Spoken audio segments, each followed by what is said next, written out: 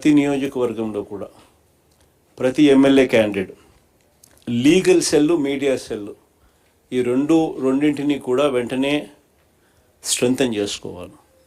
ఎందుకంటే ఇంకా రాబోయే రోజుల్లో వీటికి ఎక్కువ పని ఉంటుంది. రాబోయే రోజుల్లో పోటీ జరగనివ్వకూడదు అని చంద్రబాబు నాయుడు ఆరాటపడతాడు. సో మన క్యాడర్ మీద, మన వాళ్ళ మీద, మన మనుషుల మీద ఎక్కువగా దౌర్జన్య కాండలు చేస్తాడు. వాటి విషయంగా మన క్యాడర్ను మనం ప్రొటెక్ట్ చేసుకోవాలి, మన కార్యకర్తలను మనం ప్రొటెక్ట్ చేసుకోవాలి. ఒకవైపున ప్రొటెక్ట్ చేసుకుంటూ మరోవైపున ప్రతి ఇంటికి కూడా చంద్రబాబు నాయుడు చేస్తూ ఉన్న పరిపాలన మీద ప్రతి ఇంటికి తీసుకొని పోతూ క్యాంపెయిన్ మెటీరియల్ కూడా తీసుకొని పోయి ప్రతి ఇంటిని అవేర్నెస్లో క్రియేట్ చేస్తూ ఉండగానే మరోవైపున మన క్యాడర్ను కూడా మనం గట్టిగా ప్రొటెక్ట్ చేసుకోవాలి అని అంటే ఖచ్చితంగా లీగల్ సెల్, మీడియా సెల్ ప్రతి నియోజకవర్గంలో స్ట్రెంగ్తన్ కావాలి. జగన్ 2.0 సూపర్ యాప్ కూడా ఎలాగూ ఉంది. మనకు సంబంధించిన వైఎస్ఆర్సీపీ టాక్స్ కూడా ఎలాగూ అందుబాటులో ఉన్నాయి.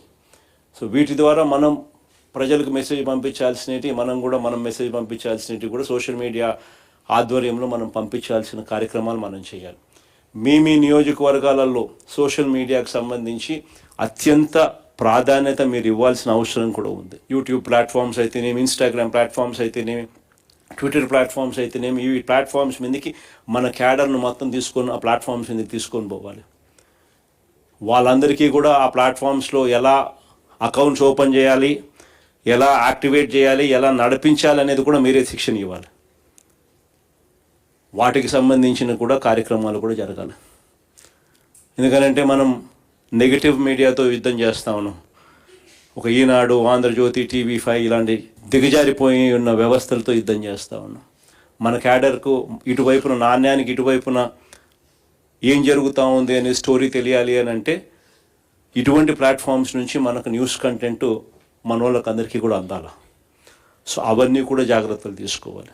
మరోవైపున నియోజకవర్గంలోని సోషల్ మీడియా ఇన్ఫ్లుయెన్సర్స్ అందరితో కూడా మీరు మాట్లాడాలి.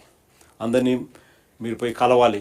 కలిసి వాళ్ళందరినీ కూడా రిక్వెస్ట్ చేయాలి. మీ అందరితో పాటు మీకు సపోర్ట్గా వాళ్ళు నిలబడేందుకు వాళ్ళందరూ కూడా ముందుకు రావాలని అడగాలి, రిక్వెస్ట్ చేయాలి. నియోజకవర్గ స్థాయిలో ఉన్న మంచి లాయర్లను మనం ఖచ్చితంగా ఒక ప్లాట్ఫామ్ మీదకి తీసుకొని వచ్చి మన కార్యకర్తలకు అందుబాటులో ఉండే విధంగా వాళ్ళందరినీ నిలబెట్టాలి.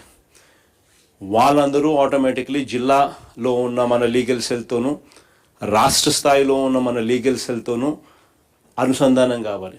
ఈ సోషల్ మీడియా కానీ, ఈ లీగల్ సెల్ కానీ ఇవన్నీ కూడా మీ దగ్గర నుంచి జిల్లా స్థాయి నుంచి రాష్ట్ర స్థాయి దాకా కూడా అన్నీ కూడా అనుసంధానమై ఒకటిగా పనిచేయాలి. ఎందుకంటే హైకోర్టులలో ఇక్కడ ఉంటాయి, హైకోర్టులలో వేయాల్సినవి హైకోర్టులలో వేయాలి. సిమిలర్లీ సోషల్ మీడియాకి సంబంధించినవి కూడా అంతే. వాళ్ళకి ఎవరైనా పోలీసులు హెరాస్ చేస్తే వాళ్ళని కాపాడాల్సిన బాధ్యతలు మళ్ళీ ఇక్కడి నుంచి తీసుకోవాలి.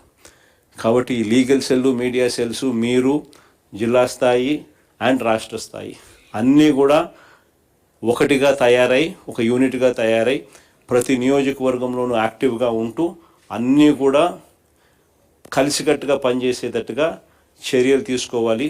ఎక్కడైనా మీ నియోజకవర్గాలలో మీరు ఎవరైనా ఈ విషయాల మీద యాక్టివ్గా లేకపోతే దయచేసి ఇప్పుడైనా కూడా గేర్ మార్చండి. రెండో important point door to door campaign. ఇది కూడా ప్రతి ఇంటికి చేరాలి.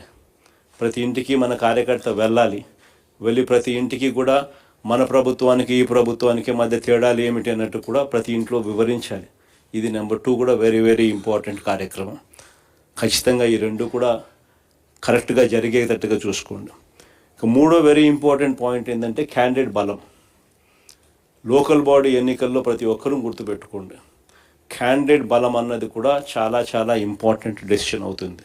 చిన్న ఎలక్టోరల్ బేస్ కాబట్టి క్యాండిడేట్ అనేవాడు కూడా క్రిటికల్ అవుతాడు. అక్కడ మనం ఎటువంటి భావోద్వేగాలకు పోవడము, ఎటువంటి ఈగోకు మనం పోకుండా అందరినీ కలుపుకొని పోయే విధంగా మనం కూడా ఉండాలి అనేది ప్రతి ఒక్కరు గుర్తుపెట్టుకోండి. ఎందుకనంటే 9 ఓట్లతో ఓడిపోయిన కేసులు ఉన్నాయి, 9 ఓట్లతో గెలిచిన కేసులు కూడా చాలా ఉన్నాయి. గెలుపు ఓటమిల మధ్య తేడా అన్నది ఎంత ఇంపార్టెంట్ అన్నది ప్రతి ఒక్కరు గుర్తుపెట్టుకోవాలి. అల్టిమేట్గా జో జీతా ఓ సికిందర్. గెలిచినోడు ఎన్నోట్లతో గెలుసు అది వేరే విషయం, గెలిచినోడు సికిందర్. అదే అదే మాదిరిగా గుర్తుపెట్టుకోండి, ఈగోలకు మనం పోయినాము అని అంటే మనం నష్టపోతాం. ఫస్ట్ మీరు గెలవాలి. గెలవడం కోసం ఈ ఈగోను పక్కన పెట్టండి. ప్రతి కార్యకర్త కూడా ఎక్కడెక్కడ మనం గట్టిగా ఆ గ్రామంలో కన్సాలిడేట్ చేసుకోవాలో ఇది ఒక అవకాశం కింద తీసుకోండి. ఆ గ్రామాలన్నీ కన్సాలిడేట్ చేయండి. ఆ గ్రామంలో ఆ కార్యకర్త చుట్టూ ఒక కన్సెన్సస్ క్రియేట్ చేయండి. ఇది కూడా ఒక ఆపర్చునిటీ కింద ఉపయోగపెట్టుకోమని చెప్తా ఉన్నా. ఈ నెక్స్ట్ 60 రోజులు, నెక్స్ట్ 70 రోజులు ఏదన్నా కానీ నియోజకవర్గాలలో పూర్తిగా అందుబాటులో ఉంటూ పూర్తిగా దీని మీద ఫోకస్ పెట్టమని చెప్పి ప్రతి ఒక్కరితో కూడా రిక్వెస్ట్ చేస్తా ఉన్నా. ఎందుకనంటే ఆ కైండ్ ఆఫ్ అటెన్షన్, ఆ కైండ్ ఆఫ్ ఫోకస్ మీరు పెట్టినారు అని అంటే ఆటోమేటిక్లీ రిజల్ట్స్ వస్తాయి. పోలీసులకు ఇటువంటి వాళ్ళందరికీ కూడా గట్టిగా మెసేజ్ చెప్పండి. కన్ను మూసుకుని కన్ను తెలిసేసరికి 2 ఏళ్ళు కూడా పూర్తయిపోతాయి.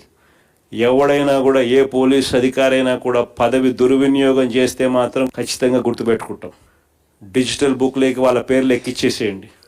ఆ తర్వాత మన ప్రభుత్వం వచ్చిన తర్వాత అన్యాయం చేసిన అధికారి ఎక్కడ ఉన్నా కూడా ఖచ్చితంగా శిక్ష పడేట్టుగా చేస్తామని మాత్రం ఖచ్చితంగా చెప్తా ఉన్నా. ఈ మెసేజ్ ప్రతి అన్యాయం చేసే పోలీసు వాళ్ళకు కూడా ఖచ్చితంగా పంపించద్దు. ప్రతి పోలీసు వాళ్ళకు కూడా రిక్వెస్ట్ చేయండి, అన్యాయం చేయొద్దండి, న్యాయంగా ధర్మంగా జరిగించండి.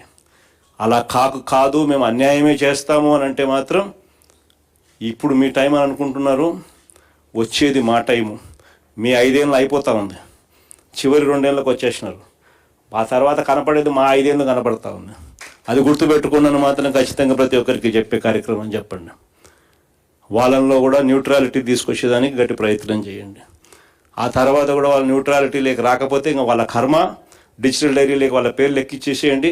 ఆ తర్వాత వాళ్ళకు పడే శిక్ష వాళ్ళకు పడుతుంది. ఈ ఎలక్షన్ మిమ్మల్ని బలపడేదానికి ఉపయోగపెట్టుకోవాలి. ఈ ఎలక్షన్ స్టార్టింగ్ పాయింట్.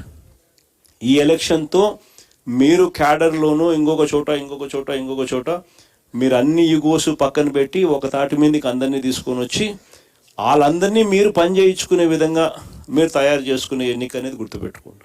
మీరు గెలవాలి అని అంటే 5 ఏళ్ళు కావాలి, పిడికిడి బిగించాలి. అన్ని ఏళ్ళు కలిస్తేనే మీరు గెలవగలుగుతారు. సో ఈ ఎలక్షన్ అనేది మిమ్మల్ని మీరు కలుపుకునే విధంగా రావాలి. ఈ ఎలక్షన్స్ పెద్ద మనిషిగా మీరు వ్యవహరించాలి. ఆ సానుకూలత మీకు రావాలి. అసెంబ్లీ నియోజకవర్గాల కోఆర్డినేటర్లకు, అలాగే జిల్లా అధ్యక్షులకు, అలాగే పార్టీ రీజనల్ ఇన్ఛార్జీలకు, రీజనల్ కోఆర్డినేటర్లకు అందరికీ కూడా మనస్ఫూర్తిగా వెల్కమ్. ఈరోజు మనం అంతా కూడా ఎందుకు ఇక్కడ ఏకమవుతా ఉన్నాము అన్న సంగతి బహుశా అవగతం కూడా అయ్యే ఉంటుందని అనుకుంటా ఉన్నా.